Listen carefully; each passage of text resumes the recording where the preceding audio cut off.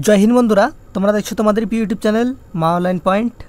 তো ভিডিওটা তৈরি করার কোনো আমার ইচ্ছা ছিল না। অনেক প্রার্থীরা আমাকে জিজ্ঞেস করছে, দাদা নোটিশটাতে কী বলা রয়েছে আমাদেরকে ক্লিয়ার কাটভাবে একটু বুঝিয়ে দাও।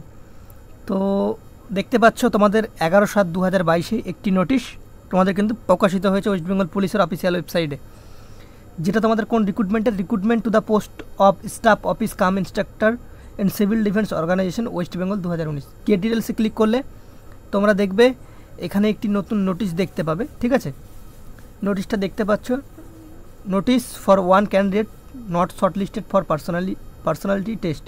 ঠিক আছে, 11/7/2022 এখানে নোটিশটি রয়েছে। ঠিক আছে, নোটিশটি তোমাদের সামনে আমরা ভিডিওতে শো করলাম না, কারণ এটা একটা খুবই বড় দুঃখজনক ব্যাপার।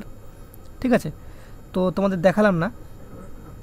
তো এখানে কি বলা রয়েছে নোটিশটিতে, তোমাদের আমরা এটুকু জাস্ট খালি বলবো, তোমাদের এই নোটিশটিতে একজন ফার্স্টাল একটা প্রার্থী যে সিভিল ডিফেন্স, যে তোমাদের যেই পরীক্ষাটা ছিল সিভিল ডিফেন্স ইন্সট্রাক্টর, ঠিক আছে, এই পরীক্ষায় প্রথমে পাশ করেছিল বা ইন্টারভিউয়ের জন্য, ঠিক আছে, শর্ট লিস্টেড ছিল।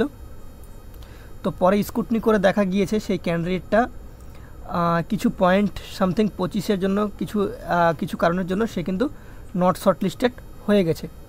তো সেটাই কিন্তু নতুন একজন ক্যান্ডিডেটের যে লিস্ট বা নোটিশ, সেই নোটিশটি কিন্তু অফিসিয়ালিভাবে প্রকাশিত হয়েছে। যে ফার্স্ট একটা কথা, যে তোমাদের এটাই বলা রয়েছে যে প্রথমে একটা প্রার্থী পাশ করেছিল, পরবর্তীতে স্কুটনি প্রসেসে দেখা যাচ্ছে যে সেই প্রার্থীটি পাশ করেনি। তো সেক্ষেত্রে তাকে কিন্তু ইন্টারভিউয়ের জন্য কিন্তু ডাকা হয়েছিল প্রথমে পার্সোনালিটি টেস্টের জন্য, সেটা কিন্তু নট শর্ট লিস্টেড করে দিল। ঠিক আছে, পিআরবি।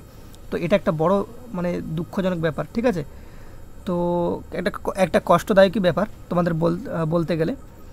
তো সেই কারণে আমি তোমাদের নোটিশটি দেখালাম না। ঠিক আছে, তো আশা করি তোমরা ভিডিওটা দেখে সম্পূর্ণ কিছু বুঝতে পেরেছো বা ক্লিয়ার কাটভাবে বুঝতে পেরেছো নোটিশটিতে কী বলা রয়েছে। এইটুকুই ছিল আজকের ভিডিওটা। তো চলো, সবাই ভালো থেকো, সুস্থ থেকো। জয় হিন্দ, জয় ভারত।